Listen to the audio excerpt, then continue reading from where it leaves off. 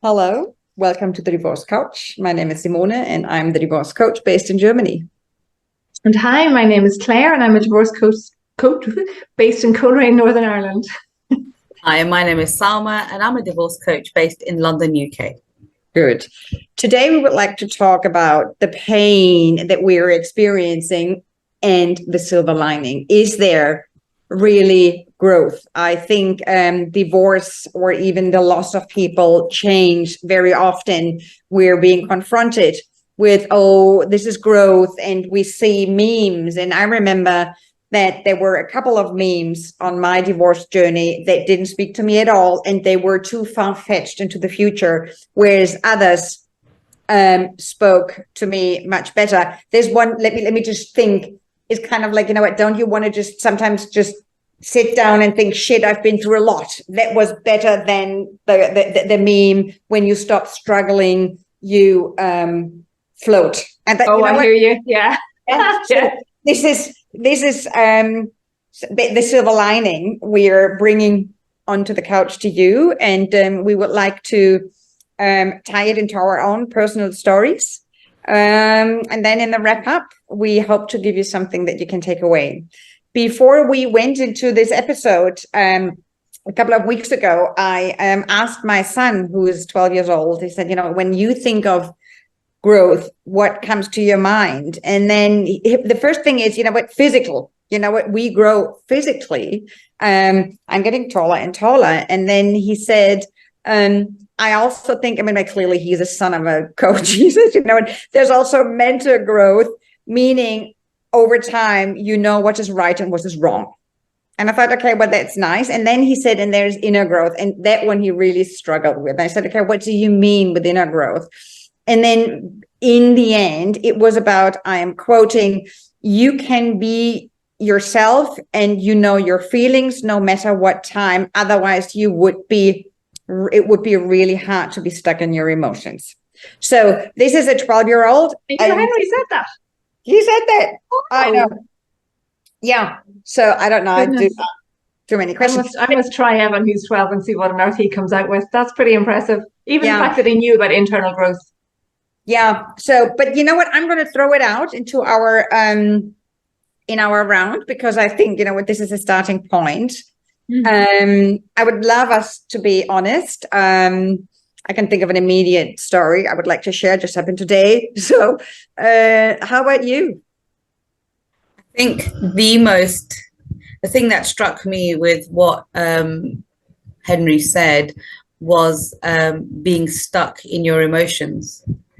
Because I think, during, when you are sort of embarking, even pre-divorce, during divorce, after divorce, I think that is like quite a significant aspect, and that can really keep you like almost like frozen in the space that you're in, because you are just so stuck in that emotion of heartbreak and anger and sadness. And it can become really hard, when you're talking, to clients or friends or whoever is going through that, to get them to move past that. Mm-hmm. And I think that's really significant. I think for me, growth is, yes, definitely sort of understanding the emotion that you're going through, and then being able to process that emotion. Because I think, when you're going through a divorce, I think the worst thing that I felt that people sort of said to me, and it was being said, obviously, they were with the best interest, was, it'll get better over time. And, you're thinking, well, no, but right now, I can't see that better over time. All I can see is how I'm feeling right now. And right now, I feel pretty rubbish, right? But I think it's like sometimes you can just get stuck in that feeling pretty rubbish.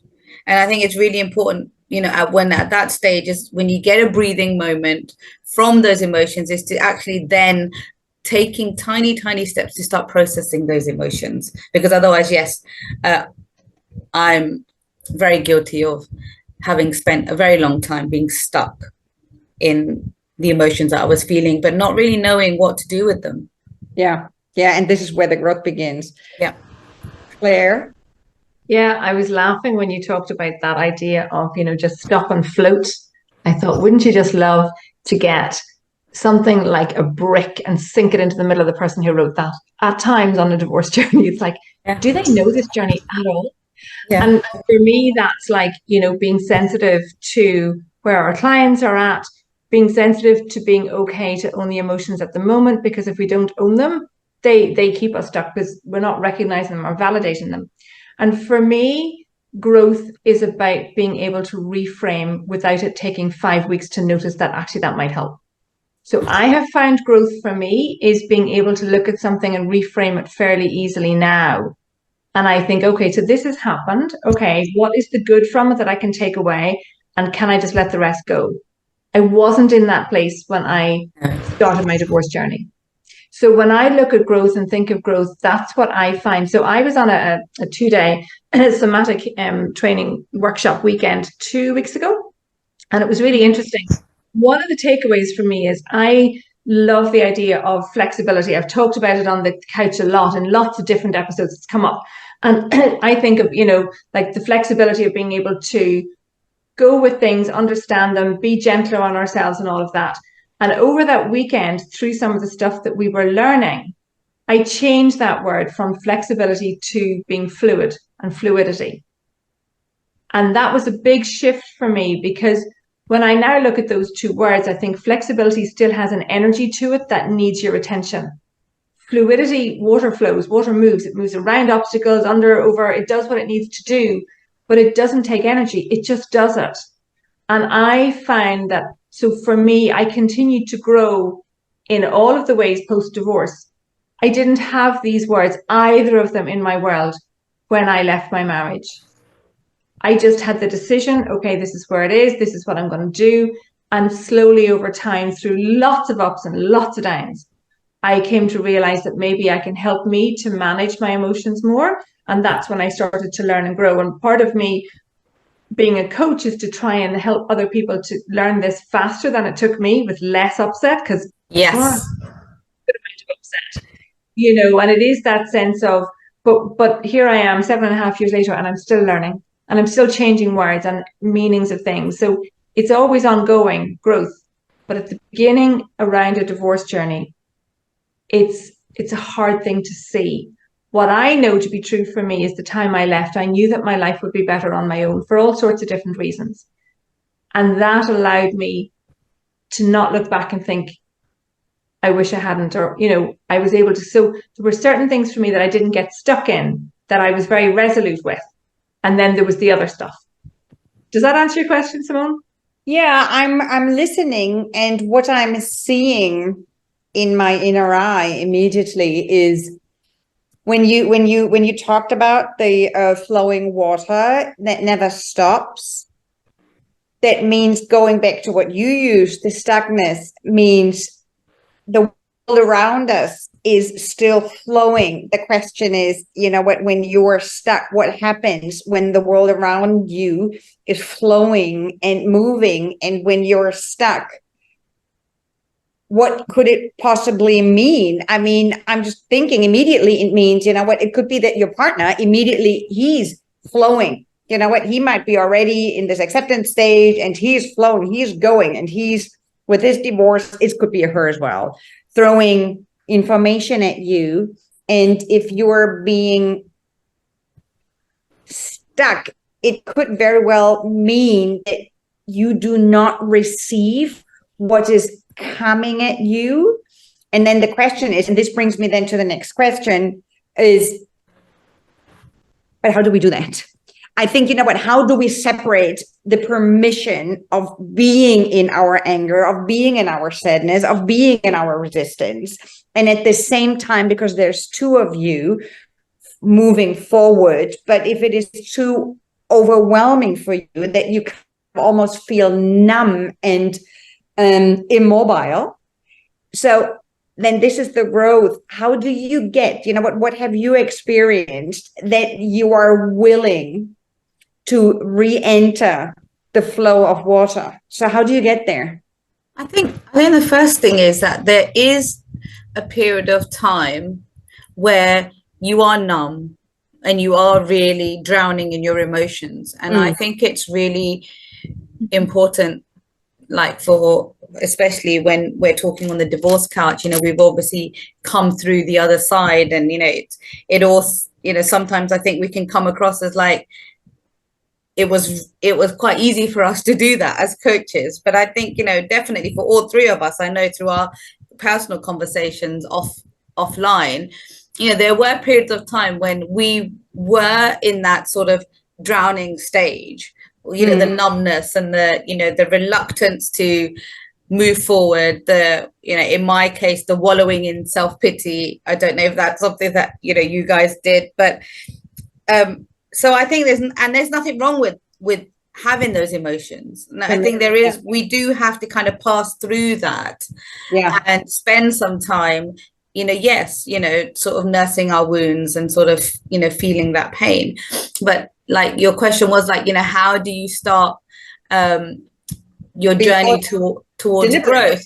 Yeah. And I think one of the examples that comes to me was one of my really early clients that had just embarked on the divorce journey and was completely devastated at the time, and would spend, countless hours just not doing anything. So she wasn't working at the time. She had moved back in with her parents, and would just sort of lay in bed and just sort of lounge about the house.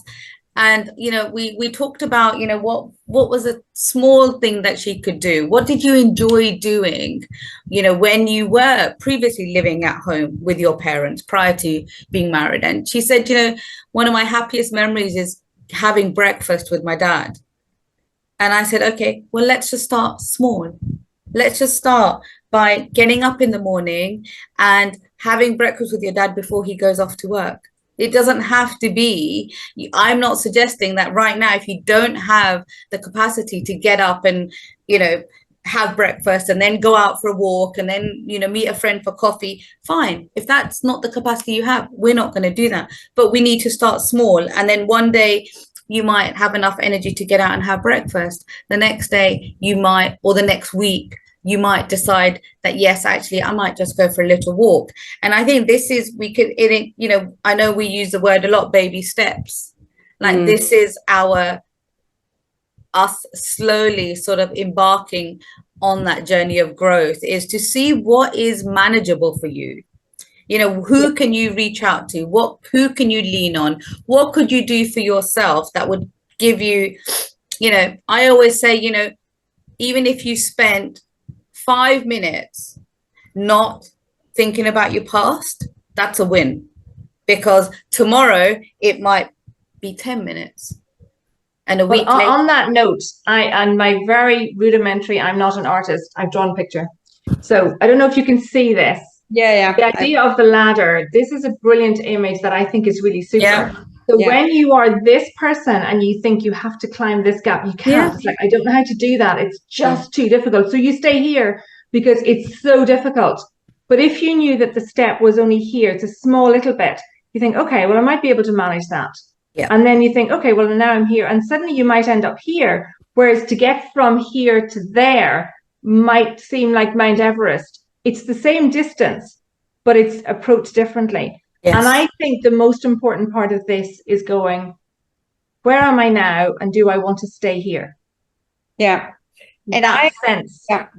And it's the same direction. And there is something that I came across, and it's the same meaning. It's kind of like, are you running from something, or are you running towards something? It's the same direction with different feelings.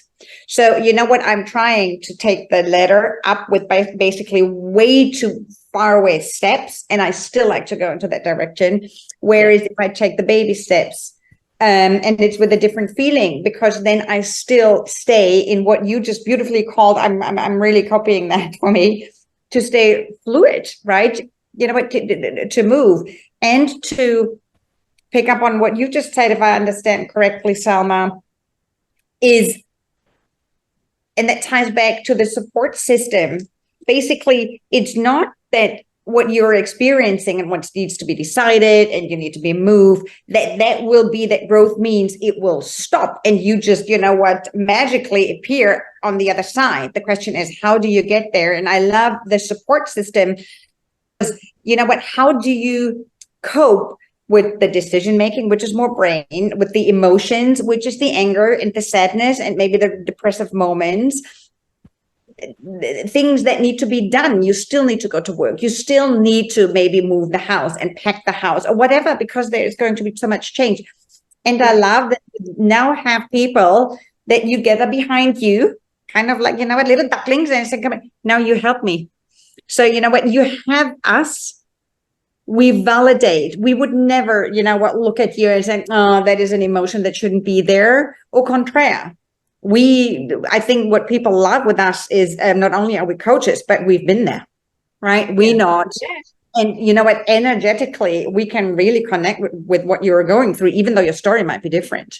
And then there would be the lawyer. The lawyer will, basically, you just kind of like, if you have wool, kind of like take pieces apart, and then you have the lawyer who helps you with the emotions stay with us. And then maybe the friend, you can just really belt out the idiot and a-holes and whatever you need to be, because that needs to go out as well. It also boils down to the mindset. And, I remember when I started reading and learning about this, the idea of the two mindsets being either a victim mindset or an ownership mindset. They're generally the two main ones. And to stay in a victim mindset is to stay in it. This is awful. I want somebody to rescue me. And no matter how good your lawyer is, you have to contact them. You have to go and see them, and you have to ask them to help you. So they may be very, very good over here, but they're not going to come and say, I hear you're on a divorce journey, let me, so there's still, that's when you step out of the victim mindset into the ownership and go, maybe all I can do today is ring and see when I can get an appointment. Yep. But that's still one step on that ladder. It doesn't have to be huge. You don't have to arrange to get an appointment for tomorrow and go in tomorrow. Ring and see when is it going to be possible and decide, am I going to do that? That's this, suddenly you're stepping into ownership and you're going, I want this person to help me, but I need to reach out. Yep. And that's where we start bringing power back into our own worlds to do with growth, because growth is to do with how do we see ourselves and how do we change the world that we're living in with the resources and capacity we have. And as we grow more, we have more capacity. But the very beginning, capacity is limited. Whether your partner has left you or whether you've decided to leave, the emotional turmoil is enormous. So your capacity is diminished. So go easy on yourself. But in order to move from where you are, you have to take an action, or you have to receive help. How do you get to that attention, Salma? How do we get to? That intention, right? This intentional choice. That's exactly, the first step. If I am a victim for whatever reason, maybe I am a victim. Yeah. But then how do you come to this intention to just, say, okay, I'm going to take that step, not knowing what the outcome is going to be. So how do you get there? How do you create this awareness, this mindfulness? I think when you like Claire said, you have this, you may be blessed enough to have an amazing support structure around you. You've got the solicitor that's looking after the legal stuff. You've got the friends that are there, like touching base with you, making sure that you're okay. You've got, whatever your support structure is. But actually, ultimately, for me, it's really about the voice that's going on in your head.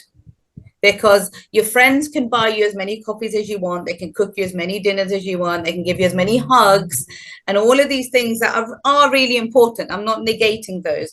But actually, if the voice in your head is being really nasty to yourself, then I think that none of those things are going to get you to move forward. So, and from personal experience, for me, that was what I had to take hold of, because there were lots of positive things going on around me, but not in my head. My mindset was just so negative. I was so stuck on, well, you know, my life is over, this is it, I'm worthless, nothing's ever going to change, blah, blah, blah, you know, all of that horrible stuff that I was saying to myself. And it was really a realization that actually I had to start changing how I was talking to myself. And one of the first things that I did, and it sounds so incredibly simple now, you know, a few years later, was, you know, somebody said to me, but you just have to have a simple rule. And I said, what is that? And she said, don't ever say anything to yourself that you wouldn't say to your best friend or you wouldn't say to your daughter. And I just thought, oh, that's an interesting concept, because actually some of the things that I was saying to myself, God, I wouldn't dare have said those to my daughter, not unless I wanted her to, you know, spend the rest of her life in sort of traumatic therapy, and I wouldn't want that. So I think it is about really taking hold of your own mindset, like Claire said, and ultimately, no one else is coming to save you. They can help you along, and they can buffer the pain, and they can, you know, really kind of drag you kicking and screaming through it. But if you're not putting in some sort of effort to move with them, it's, you know, it's not going to happen. So for me, I think it's setting the intention first and foremost is to work on your mindset and really take hold of that really critical person inside you and work out what's going on there.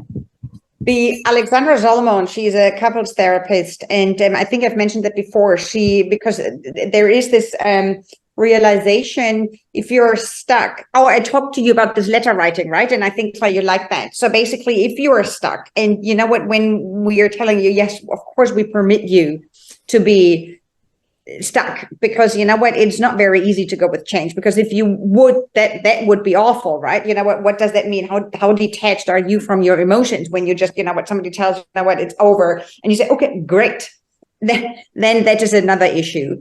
So, but then to bring back this letter writing, I think the realization could also be, you had the self-talk, could also be, what is it that I need to get through my day? Basically, am I still able to handle my daily demands? You know what, can I still get up in the morning and, you know what, maybe get to work? Because you know what, as sad as it is, not every employer will give you 4 weeks off. So then, you know what, there is that demand. You know what, how is it possible for you? And if you can't make it, to then make the decision to go to the doctor and to get up and brush your teeth. The very simple things we need: wash your face, go to the toilet, a little bit of basic grooming, looking after your children, feeding yourself. And I'm wondering whether you could then write yourself a letter and say, you know what, let's just take 2 or 3 weeks off. If in 3 weeks from now, I still struggle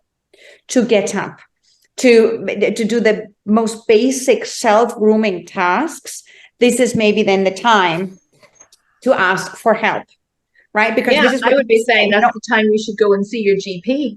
Yeah. Because actually, medical support is a really important thing. We underestimate, I mean, as a nurse, you know, I think we underestimate the impact of depression and crippling anxiety. And there is medication for that as well, to help us get to a place where we can then ask for help. So it's not just so we can ask for help in different ways, but sometimes we need some medication support at times to help us to bridge a gap. Yes. And it's not a failure. It's totally not a failure. No. It's the overwhelming nature of the world that you find yourself in. And not everybody's experience is going to be like that. Some people will go into overdrive. Yeah. And they will take on the world, but end up burning themselves and running themselves into the ground. But it's their coping mechanism. So I think some of this is to do with our original coping strategies in the world. You know, my original coping strategies were never to lie down and go to bed. So whether that was good for me or not at any point, I didn't do it, which is why I recognize the overdriver person, because that's the coping strategies I had. It's the only thing that I knew. But looking back, did it serve me well? Not particularly. Yeah. And that's a really interesting point, because my coping strategy is to hide. It's to hide away. No more? I still do. I have to admit that that is my default coping strategy. But obviously, due to the work that I've done and my understanding of what I do, has allowed me, and I think this is the beautiful thing about growth, it has allowed me to now recognize when I'm doing that. So, what has happened over the years is I'm able to understand what I'm doing, I'm able to recognize it, and give myself a little bit of time to actually do that, because it is my default coping strategy, and maybe that is what I need at that moment in time, is to hide away. But what I then am able to do is pick myself up and use that time where I'm hiding away to think, right, okay, now what do I need to do? Whereas before it would have very much been like, okay, let's just hide away and not think about what I'm going to do. So then one day would become 1 week, and 1 week could very easily become 1 month. Whereas now I allow myself that grace to say, okay, you do want to hide away right now, and that is fine. But what we're going to do during that hideaway time is think about our next steps. Yeah. So what about you, Simone? What would be your thoughts or your patterns? Especially exactly what Salma just described. I with my children, I am sometimes impatient, and the more I have piled on my plate, the more impatient I get with my children. And and that can, I don't know, look differently, right? It could be angry, or it could be I don't know, not being in the present moment, whatever. I think, you know, but I think your mom, I think you know what it means. And that is my default mode. And isn't that Esther Perel, who says behind every anger is a longing, or behind every criticism is a longing? Anyhow, but that's what it is, right? You know what, we have a longing for change. And maybe in the takeaways, I've written it down, but I didn't know that I wanted to quote it right now, but there is something like that. But I recognize it, and that is my growth. I think this is, to me, the growth out of the divorce, being most of the time single with my children. To get them through it, it was only possible because I am the guardian and I am in charge of them, is to recognize my own autopilot. And it happens. And we talked very quickly yesterday. It takes 2 steps. I can now approach my children and I apologize and say, this is what happened. You know what, I got so triggered and I got carried away, which doesn't mean what I just said. I cannot take it away, but of course I didn't mean it. So I am very good at then reflecting, finding myself in outlet. I talk to you, Claire, or I speak to you, Salma, and then I just need a little pivot to just kind of like I can snap out of it. And the snapping out of it, I guess, the snapping out of the autopilot after the recognition is now much faster. And that is my biggest, by far biggest growth. My biggest growth is funny. It's sort of similar, but sort of not. My biggest growth is when I get really busy. I turn around, look behind me and go, what am I missing? Because when I get busy, my default is I'm doing it because I'm moving away from something. It's my stress reaction response. So when I get really busy, I actually stop and go, right, what am I missing? What needs my attention that I'm choosing to ignore? And I'm so busy over here, I can keep ignoring it here. So I purposely stop myself and go, okay, let's look at the world I'm in. What am I missing? So that's my growth, would be slowing down is not my default. Yeah. Funny how we're all built differently, isn't it? Like, yeah. And what I, before I go into a quick wrap up here, because I think we can really put it down or break it down into 3 steps. I think what I would really like to add is your default mode. Of course, we bring it into divorce, will always be there. Growth does not mean that your little yella, your little hider, or your little, you know what, doer stops. It will always be there. That's just part of you. That was something that was your go-to strategy when you were much smaller, and will be with you. Just, you know what? before it's a quick wrap up, do you would like to add something to our? I just want to meet the version of me in 10 years' time and see how much more I've learned to make life easier. That'd be quite helpful. We will. We'll be on the couch. Yeah, I know, but I just want to know it now. It's like, tell me now and skip me the learning bit. Yeah, I find that actually I was just doing I was helping somebody who did the accreditation for what's it called, Shamit Shirzad, who does psychology and positive psychology. There is this exercise where you look into the past and you look into the future, and that's funny because you know what, I didn't want to look myself into the future, because you know what, this is also something nice that you bring it up.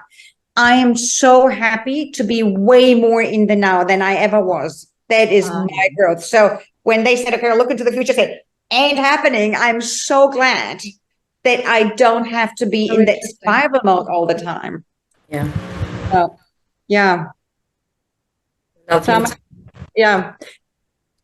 No, I really enjoyed this episode. I think it's been, I think the only thing that I would say is that the first step of growth is recognition of of what it is that needs to change. Yeah, that's the first step. And if we can work out, like you said, our own patterns, default patterns, the repeating patterns, if we can see them, then we can start thinking about what we can do about them. But if we can't even see them, then we can't really change them, and nobody else can change those for you. Yeah, I agree. So we can break it down what growth means. And yes, there will be a silver lining if you want to, even in divorce. So basically, there is the autopilot, there is your default mode, and you were brought and raised and shaped by your environment, culturally, in your family, and potentially the past that happened in your parents. That default mode would probably also be something that you bring into your divorce. And the next step would be recognition. And there are different ways you could recognize. You can just basically become more mindful. How do you talk to yourself? Would you friend or somebody else the way you talk to yourself? Are you very harsh with yourself? Then you could start to recognize, oh my God, I'm doing this. And when you do that, that could be a pointer for you to then initiate next steps. How you, Claire, so beautifully drew on that piece of paper. This is about the baby steps. Look at the, remember the letter, don't know the steps. Take little steps, because life is happening. The water is not stopping, and just take as little steps as possible. So it could be what you just said, this harsh inner voice, or you're right to yourself. You know what? Give yourself the time and said, you know what? In 3 weeks from now, just open a letter. You know what? How do I want to be? How do I want to feel in 3 weeks from now? And if it is not, then it's time to assemble your support system. It could be the GP, it could be the divorce coach, it could be your lawyer, it could be another friend maybe, or it could be a support group, because now it would be lovely if you have people by your side who help you with whatever needs to be decided, felt, done, you name it. And then the acceptance and commitment, there is a therapy, by the way, acceptance and commitment therapy, but then basically the acceptance of your stuckness, of your being frozen time has begun, and then you're moving forward. So 3 steps: default, recognition, acceptance, and commitment. And there you have your growth formula. We'd love to hear from you. Like, subscribe, connect, and good luck with your growth. Goodbye. Bye. Thank you. Bye.